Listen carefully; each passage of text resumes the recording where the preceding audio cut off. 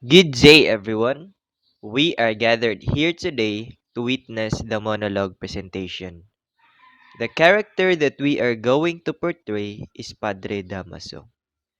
The character is presented in a way that it takes the audience in some type of journey. It is easy and clear to understand, and it basically aims for something new and for the audience to somehow have connection with it. In introducing the character, a side is being used in order to speak to the mind of the audience.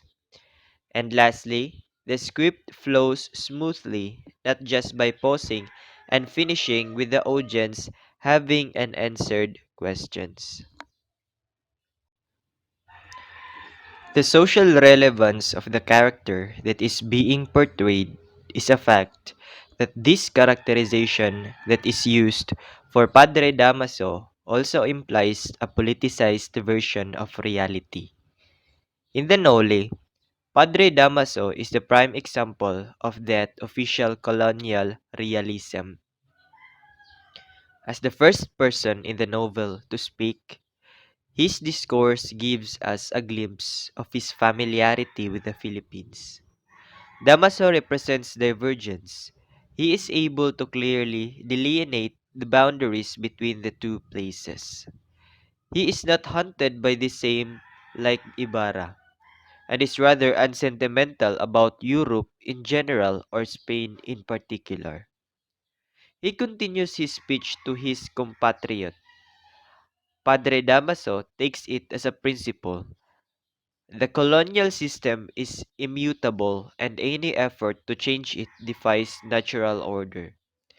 The novel is a testimony to the extent that he will go to safeguard it.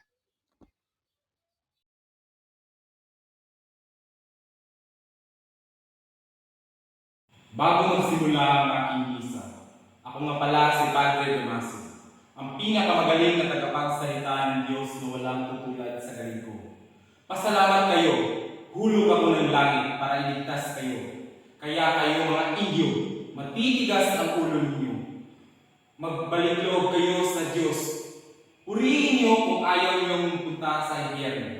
Sundin niyo lahat ng pinapagawa namin kung gusto niyong pumunta sa langit.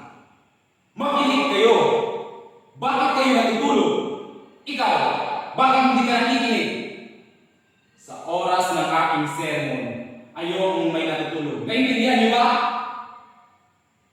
Sa lupa pa lang, pinaparusahan ang mga tao na nagkasala sa pagpapakulong. Silang lahat dapat ipapatay ng punong bayan upang hindi sila maghagsik ng kasamaan.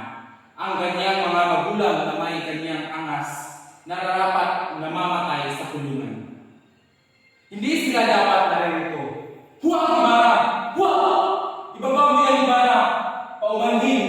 Hindi ko sinasadya kalipag-isangin ang iyong ama. Ibarra, tama na! Ibaba mo na yung hawak mo. Huwag! Muntik na akong patayin ni Ibarra dahil sa paglalampastangan ko at pagkukutyak ko sa kanyang ama.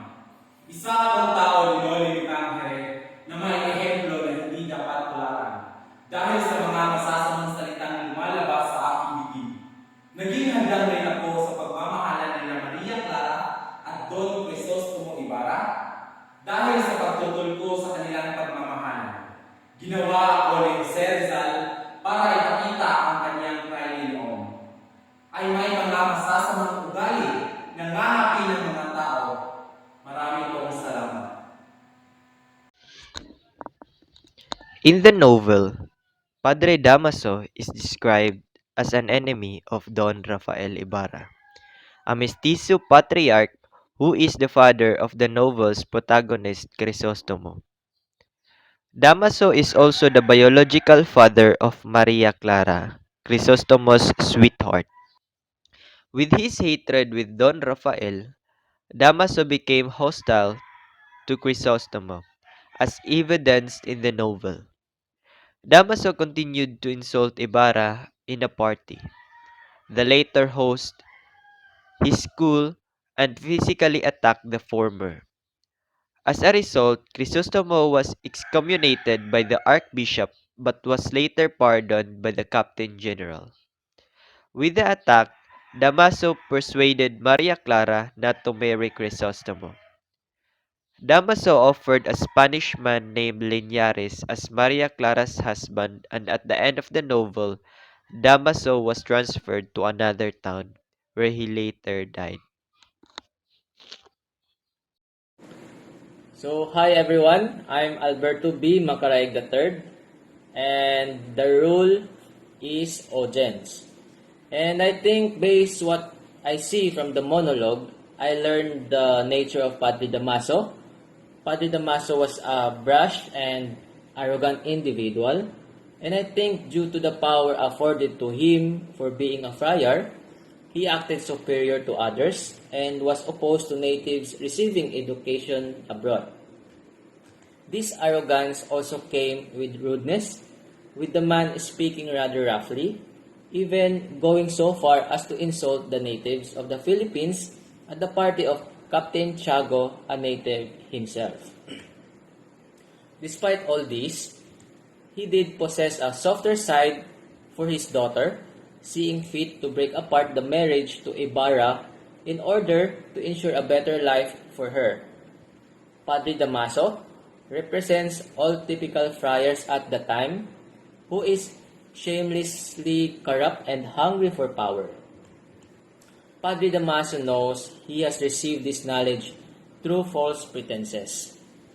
Religion is useful to him only in so much as it grants him authority over the people.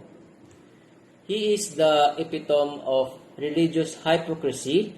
He has been excommunicated and he has fathered an illegitimate child, Maria Clara, to both. Conversely, the people, true believers, must defer to him because he controls the means of their salvation. They have no choice but to make him private to their most private thoughts. Padre Damaso and other friars lack Ibarra's naivety because they control the very devices that give the colonial system meaning. They are not naive because their position in the colonial system allows them to determine what that naivety actually is.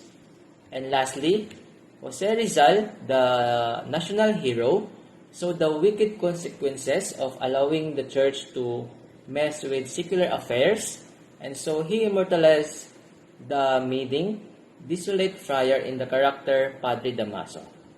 The villain in his novel Noli Me Tangere, like Rizal's Padre Damaso, today's friars should practice what they preach. Wow! That was the best monologue I've ever seen. By only seeing that, it helps me know what that monologue is really all about. And it's very informative for me because the monologist really delivered it well. So, thank you very much for sharing it to us. And I'm really looking forward to see more. So the question now is, after watching the monologue representation, I thought of the idea of who are the modern day Damasos. I think today's Damasos are these pro-RH bill people who call on the government to make the state the benevolent provider of people's needs.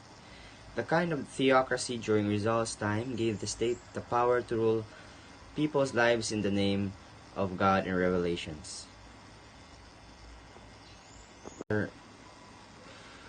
According to these real-world Damasos, the government must provide the people, especially the poor, with their needs at the expense of other people. Especially the businessmen and healthcare providers would be immolated and sacrificed in the name of the common good. The conflicts that were dominant in the novel, like corruption, injustice, poverty, and abuse, remain the same problem up to this day. The most important takeaway of this activity that we can get is that we can learn about the different kind of people living in the time of Rizal.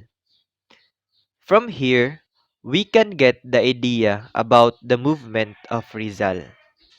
his strong opposition towards Spaniards' behavior on how they treat Filipinos at his time beings. Whereas it conveyed strong and meaningful message that can light up the fighting spirit of his fellow countrymen. It brings inspiration to the youth like us because it particularly focuses to tell us that we, as young Filipino people, are the hope of our nation after all. Just like the acts in the novel, it taught us that love can be a reason to achieve what are these goals we have, either it's personal or community. These methods are weapons to try and destabilize the brutally oppressive colonial regimes of his time.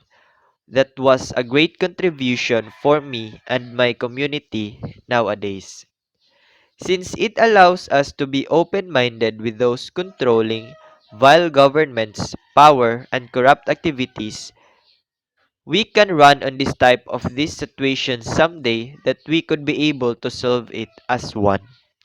Hence, the pen is mightier than sword. That's all for our history presentation. We hope that you can learn something through this video.